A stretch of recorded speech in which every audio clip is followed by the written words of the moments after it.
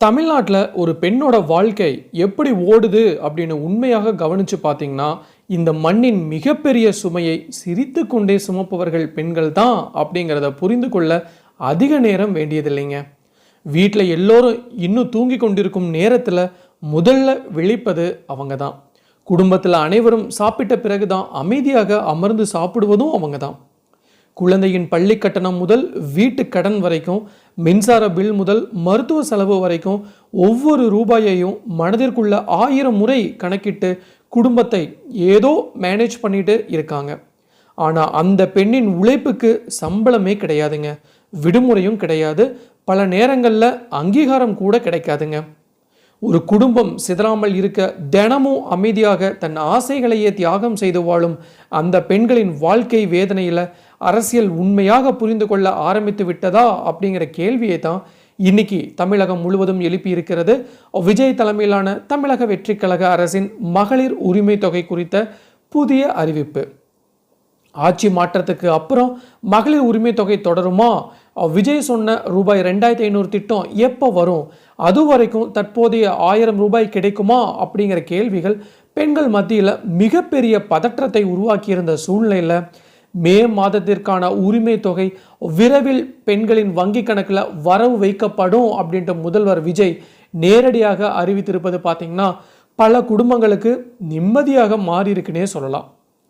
தேர்தல் மேடைகளில் பெண்கள் சிரித்தால் தான் குடும்பம் சிரிக்கும் என்று பேசிய விஜய் இன்று முதல்வராகி அந்த வாக்குறுதிகளை நடைமுறைக்கு கொண்டு வர முயற்சிப்பது பார்த்தீங்கன்னா டிவிகே அரசின் மிகப்பெரிய எமோஷனல் வெல்ஃபேர் பாலிடிக்ஸாக பார்க்கப்படுது.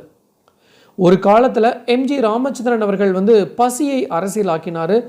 ஜெயலலிதா அவர்கள் பெண்களின் குடும்ப சுமையை அரசியல் சக்தியாக மாற்றினாங்க.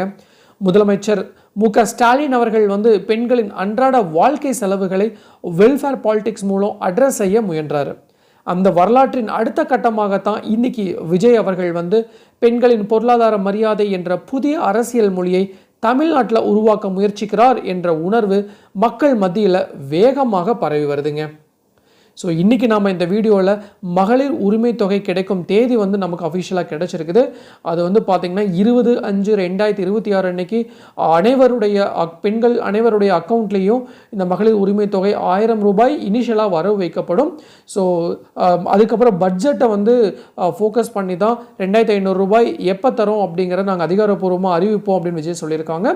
ஸோ யாரெல்லாம் எலிஜிபிள் ஆவீங்க போன்ற பல தகவலை தான் நாம் இன்றைக்கி நம்ம வீடியோவில் பார்க்க போகிறோங்க. சப்போஸ் இப்போ தான் ஃபஸ்ட் டைம் நம்ம சேனலுக்கு அப்படின்னா மறக்காம நம்ம சேனலை சப்ஸ்கிரைப் பண்ணிருங்க, கூட பெல் ஐகானை கிளிக் பண்ணுங்க. அப்படின்னா தான் இது மாதிரி இன்ஃபர்மேட்டிவ் வீடியோ உங்களால் ரெகுலராக பார்க்க முடியுங்க. வாங்க வீடியோக்குள்ள போகலாம்.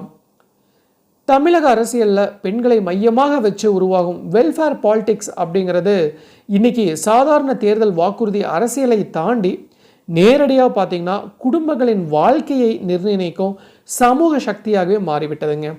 அந்த அரசியல் மற்றும் உணர்ச்சி பூர்வமான சூழ்நிலையில தான் இப்போ விஜய் தலைமையிலான தமிழக வெற்றி கழக அரசு மே மாதத்திற்கான கலைஞர் மகளிர் உரிமை தொகை 1000 ரூபாய் பயனாளிகளின் வங்கி கணக்கில் விரைவில் வரவு வைக்கப்படும் அப்படின்ட்டு அறிவித்திருப்பது பார்த்தீங்கன்னா தமிழகம் முழுவதும் மிகப்பெரிய அரசியல் மற்றும் சமூக விவாதமாக மாறி இருக்குங்க. ஏன்னா ஆட்சி மாற்றம் நடந்த பின்னாடி முந்தைய அரசின் திட்டங்கள் தொடருமா, புதிய அரசு அதை நிறுத்திவிடுமா, விஜய் கூறிய 2500 திட்டம் எப்போ வரும், அது வரைக்கும் தற்போது கிடைக்கும் உரிமை தொகை தொடருமா அப்படிங்கிற பல கேள்விகள் பெண்களின் மத்தியில் மிகப்பெரிய பதற்றத்தை உருவாக்கி இருந்துச்சு. குறிப்பாக சொல்லணும்னா தினசரி வாழ்க்கை செலவுகளுக்கே இந்த தொகை அப்படிங்கிறது நம்பி இருந்த ஏழை மற்றும் நடுத்தர குடும்ப பெண்களுக்கு இது பார்த்திங்கன்னா ஒரு அன்சர்டனிட்டி அப்படின்ட்டு ஒரு பெரிய மன அழுத்தமாக இருந்துச்சுங்க. அந்த சூழ்நிலையில் தான் மே மாதத்திற்கான 1000 ரூபாய் உரிமை தொகை நிச்சயமாக வழங்கப்படும் அப்படின்ட்டு முதல்வர் விஜய் நேரடியாக அறிவித்திருப்பது பார்த்திங்கன்னா பெண்கள் மத்தியில் உடனடி நிம்மதியை உருவாக்கியிருக்குன்னே சொல்லலாங்க. அரசியல் ரீதியாக பார்க்கும்போது இது மிகவும் முக்கியமான ஸ்ட்ராட்டஜிக் மூவ் அப்படின்ட்டு பல அரசியல் ஆய்வாளர்கள் கூறுறாங்க. ஏன்னா தமிழகத்தில் பார்த்திங்கன்னா வெல்ஃபேர் பாலிடிக்ஸின் மிகப்பெரிய மையம் பெண்கள் வாக்கு தாங்க. கடந்த பல தேர்தல்களில் பெண்கள் வாக்கு தான் ஆட்சியை தீர்மானிப்பதாக அரசியல் தரவுகள் காட்டுது. அதனால தான் கருணாநிதி அவர்கள் காலத்திலிருந்து தொடங்கிய எம் ராமச்சந்திரன், ஜெயலலிதா, எம்.கே. ஸ்டாலின் வரைக்கும் அனைவருமே பெண்களை மையமாக வச்சு வெல்ஃபேர் அரசியலை உருவாக்கினாங்க. குறிப்பாக பார்த்தீங்கன்னா எம்ஜிஆர் அவர்கள் கொண்டு வந்த சத்துணவு திட்டம் தமிழகத்தில் வெல்ஃபேர் பாலிடிக்ஸை ஒரு புதிய எமோஷனல் பாலிடிக்ஸ் நிலைக்கு கொண்டு சென்றது. பள்ளிக்கு செல்ல முடியாமல் இருந்த ஏழை குடும்ப குழந்தைகளுக்கு உணவு கிடைத்தது மட்டும் இல்லாமல் வேலைக்கு செல்லும் தாய்மார்களுக்கு என் குழந்தைக்கு பள்ளியில் உணவு கிடைக்கும் என்ற மன நிம்மதியும் உருவாச்சுங்க. அதுக்கப்புறம் பார்த்தீங்கன்னா ஜெயலலிதா காலத்தில் பெண்களை மையமாக வச்சு வெல்ஃபேர் அரசியல் மிகப்பெரிய அளவில் வளர்ந்துச்சு. தாலிக்கு தங்கம், மிக்சி, கிரைண்டரு, ஃபேனு, அம்மா உணவகம், பெண்கள் சுய உதவி குழுக்கள் போன்ற திட்டங்கள் பார்த்திங்கன்னா நேரடியாக பெண்களின் வாழ்க்கையை தொடும் வகையில் இருந்ததால் பெண்கள் வாக்கு வங்கி ஏஐஏடிஎம்கேக்கு மிகப்பெரிய பாலமாக மாறுச்சு. அதுக்கு பின்னாடி வந்த டிஎம்கே ஆட்சியில் பார்த்திங்கன்னா பெண்கள் வெல்ஃபேர் பாலிடிக்ஸை மேலும் வலுப்படுத்தும் வகையில் கலைஞர் மகளிர் உரிமை தொகை திட்டம் அறிமுகப்படுத்துதுங்க. ஸோ அதோடு இல்லாமல் இலவசமாக பேருந்தில் பயணம் செல்வதற்கு மகளிருக்குன்னு ஒரு இலவச டிக்கெட் அனௌன்ஸ் பண்ணாங்க. ஸோ இந்த திட்டம் பார்த்திங்கன்னா வெறும் உதவித்தொகை மட்டும் இல்லைங்க, பெண்களின் உழைப்புக்கு அரசாங்கம் அங்கீகாரம் என்ற நரேட்டிவை உருவாக்குச்சு.